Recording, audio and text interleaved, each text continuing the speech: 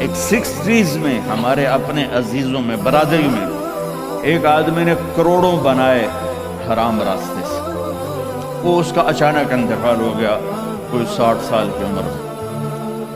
تو وہ یہ کہا کرتا تھا میں اج مر جاواں میرے بچیاں نو کسی دی پرواہ نہیں، یہ میں نے اپنے کانوں سے سنا اس کی، میں اج مر جاواں میری دھی نو کسی دی پرواہ نہیں۔ وہ مر گیا تو ایک دن اس کا بیٹا کہہ رہا تھا کاش ہمارا باپ حرام جمع نہ کرتا تو کوئی خوشی کا دن ہم بھی دیکھ لیتے۔ تو میرے بھائیوں، یہاں اسلام کے نمائندے بنو، اسلام کا جھنڈا اٹھاؤ اور اچھے شہری بن کے دکھاؤ، اپنے بچوں کو اعلیٰ تعلیم دو، اپنے کتنے ہاں میں یہ نہیں، میں روکتا نہیں ہوں کہ حافظ نہ بناؤ، عالم نہ بناؤ، لیکن میں یہ چاہتا ہوں، میں بھی وینکوور سے آیا تو وہاں ہمارے جو سکھ بھائی ہیں وہ وزیر بھی ہیں، وہ سینیٹر بھی ہیں، اور وہ ایم پی بھی ہیں، اور سارے بڑے بڑے عہدوں پر ہیں، تو تم صرف پیسے ہی بناتے رہو، یہ کون سی عقل مندی؟ اپنے بچوں کو اعلیٰ تعلیم دو، یہاں ایسے اور سکول بناؤ، جائیدادیں یہاں بناؤ، اگر پاسپورٹ یہاں کا ہے تو یہاں پیسہ خرچ کرو، یہاں کے غیر مسلموں کو صدقہ دو۔ کل ہم گئے تھے، وہ ایک بڑا ٹاور ہے تو اس میں گڑیا بیٹھی تھی اکیلی تنہا، تو اسے اس کی چہرے پر بے بسی دیکھ کر اس سے تھوڑی بات کی تو پتہ یعنی کہ میری 92 سال عمر ہے، میں اکیلی رہتی ہوں۔ ایسوں کو جا کر 2 دن مل لو اور کچھ کھلا دو تو وہ کلمہ پڑ جائے۔ اب آپ لوگ جب یہاں آتے ہو تو پچھلے سمجھتے ہیں کہ ہوں تو سونے دی کان ہاتھ پائے گیا، پتر تیری بہن دی شادی کرنی ہے پیسے کھا لے، پتر تیری بڑھئی دی شادی کرنی ہے پیسے کھا لے۔ وہ بیچارہ یہاں کیا کرے، وہ نوٹ چھاپے، وہ ہمارے در آدم خیل میں جاؤ، جتنے ڈالر چاہیے لے لو، آسٹریلیا جتنے لینے جو لے لو، امریکی ڈالر، آسٹریلی ڈالر، کینیڈین ڈالر، پاؤنڈ بھی لے لو، ریال بھی لے لو، یا تو کچھوں کو پتہ ہی نہیں ہے کہ یہاں کمائی کتنی مشکل ہے۔ تو میں نہیں کہتا ہوں کہ اپنی بہنوں کی شادیوں کے لیے نہ کرو، اپنے رشتہ داروں کے لیے نہ کرو، لیکن پہلے اپنے بیوی بچوں کو دیکھو، پہلے یہاں اپنے پہلے جن کے والدین یہاں ہیں ان سے کہتا ہوں ماں باپ کو ٹائم دو، ماں باپ کو عزت دو، اور ماں باپ سے کہتا ہوں اگر جوائنٹ فیملی سسٹم ہے تو آنے والی بہو کو تنگ نہ کرو، اپنے بچے کی زندگی کو برباد نہ کرو۔ ایک حد ہے، یہ خامند کے ذمہ، بچے کے ذمہ ہے۔ ماں باپ کو اپنی عزت دے، اولاد بیوی کو اپنی عزت دے۔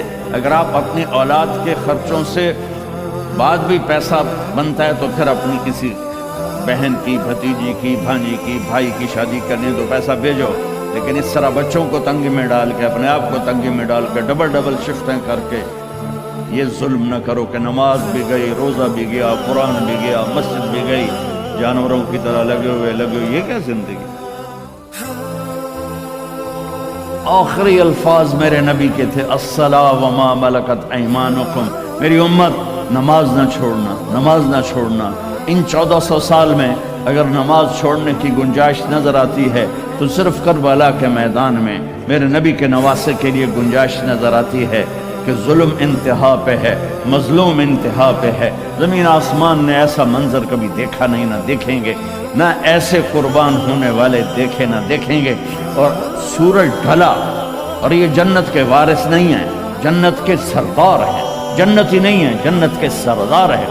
میرے نبی نے فرمایا میرے بچے حسن اور حسین جنت کے نوجوانوں کے سردار۔ ہمیں تو پتہ ہی نہیں ہے، تم گرمی میں بیٹھے ہو، میں بھی یہاں کھڑا ہو کے میرا سر درد کا مستقل مریض ہوں اپنے آپ کو، چونکہ مجھے 2 دن سے پھر اٹیک شروع ہو گیا، تو میں اس وقت کوئی آسانی سے نہیں بول رہا ہوں، زور لگا کے بول رہا ہوں، لیکن پتہ کوئی نہیں قبول ہے کہ نہیں ہے، امید ہے کہ اللہ قبول کرے گا۔ اور یہاں ماں کا دودھ بھی نہیں چھوٹا اور اعلان ہو رہا ہے حسن اور حسین جنت کے نوجوانوں کے سردار ہیں۔ تو آپ اگر نماز چھوڑ بھی دیتے تو کیا ہوتا؟ نہیں، امت کو پیغام سنانا ہے، بتانا ہے، دکھانا ہے کہ مرتے ہوئے بھی نماز نہیں چھوڑی جا سکتی۔ آپ نے اپنے لشکر کے ایک نوجوان کو بلایا، زہیر بن القین، وہ آ گیا ہے کہ یہ شمر سے کہو 5 منٹ تو میں اپنی طرف کہہ رہے ہیں، تھوڑی دیر رک جائے، مجھے نماز پڑھنے دے، پھر جو چاہے مرضی کر۔ اس حال میں نماز نہیں چھوڑ۔ آپ بڑے مصروف ہیں، ایک چھوٹا سا مصلی اپنے ساتھ رکھو، آپ کے پاس ٹائم کوئی نہیں، فرض پڑھ لو، صرف فرض پڑھ لو تاکہ آپ کی حاضری لگ جائے،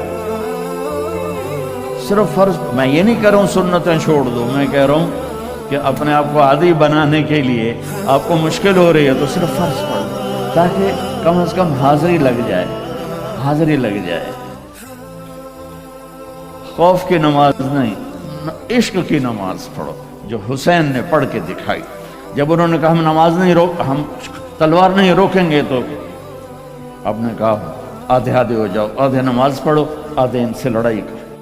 پھر ان کو واپس بلا کے کہا تم نماز پڑھو، ہم لڑائی کرتے ہیں۔ عصر کی نماز سے پہلے گردنیں کٹ کر اور نیزوں پہ چڑھ گئی تھی۔ تو میں آپ سب سے گزارش کرتا ہوں، اللہ کی نماز پڑھو، اللہ کے محبت میں نماز پڑھو، اللہ کے شوق میں پڑھو، کسی کے ڈر سے نہیں، کسی کے خوف سے نہیں۔ جیسے آپ رات کو 12 بجے اشارے پر کھڑے ہوتے ہیں تو وہ کوئی آپ فرما برداری کی میں نہیں ہوتے ہیں، وہ $100 دا ڈر ہوں ٹھک جامنا ہے۔ نہیں تو اگر یہ نہ ہوتا تو ہماری طرح پاکستان میں دن کے 12 بجے بھی اشارہ توڑ کے تم جا رہے ہو تو چھوٹا بڑا چنگا تکڑا ہے نا۔ ہاں، محبت کی نماز پڑھو۔ میں سینٹرل ماڈل اسکول لاہور سے میں نے میٹرک کیا تھا، تو میں ہاسٹل میں تھا، تو کئی وارڈن آئے، ہاسٹل وارڈن۔ تو ایک وارڈن طالب حسین تھے رحمۃ اللہ علیہ، بڑے اس وقت تو بڑے برے لگتے تھے، اب بڑے اچھے لگتے ہیں۔ وہ انہوں نے نگرانی ٹائٹ کر دی، ہمیں نکلنے نہیں دیتے تھے اور بھاگنے نہیں دیتے تھے ادھر، اور نماز کمپلسری کر دی۔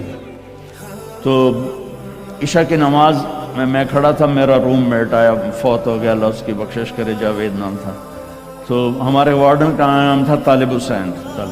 تو اس نے میرے قریب آ کر نماز کی نیت شروع کی، 4 رکعت نماز فرض عشاء واسطے طالب حسین دے اللہ اکبر۔ تو اب میں بھی نماز میں کھڑا ہوں، میں کہا وہ ایک ہی کیتا ہی، یہ ہماری نماز ہو رہی۔ وہ کہتا ہے طالب حسین دی پڑھدا پیا، کتنے اللہ دی پڑھدا پیا، اللہ حسین والی نماز پڑھو، محمد مصطفیٰ والی نماز پڑھو۔ تو بھائیو، اپنے نبی کی پیاری زندگی کو سیکھنے کی نیت کرو۔ یہ تبلیغ کا کام اسی کی محنت ہے۔ میں زیادہ نہیں مانگتا ہوں، سارے مجمع سے کہتا ہوں صرف ایک ویکنڈ مہینے میں تبلیغ میں لگا لیا کرو، آپ کو بہت فائدہ ہوگا۔ اور آج کے بعد نیت کرو کہ جھوٹ نہیں بولنا، ٹھیک ہے، دھوکہ نہیں دینا، رزق حرام نہیں کمانا۔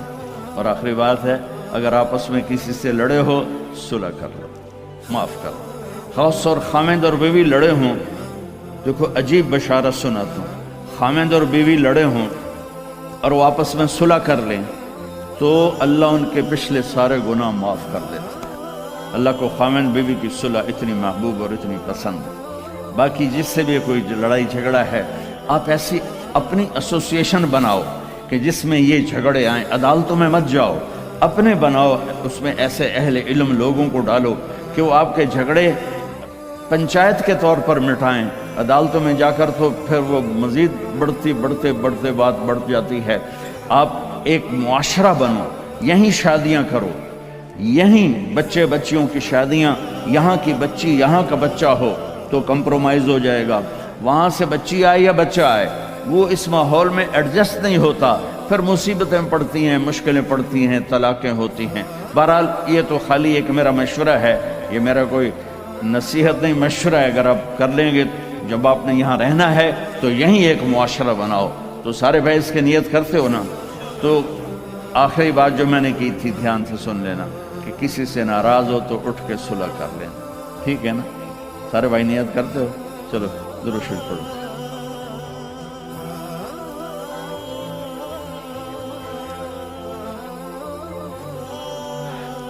پتہ نہیں کیا کہا ہے میرے بھائی نے۔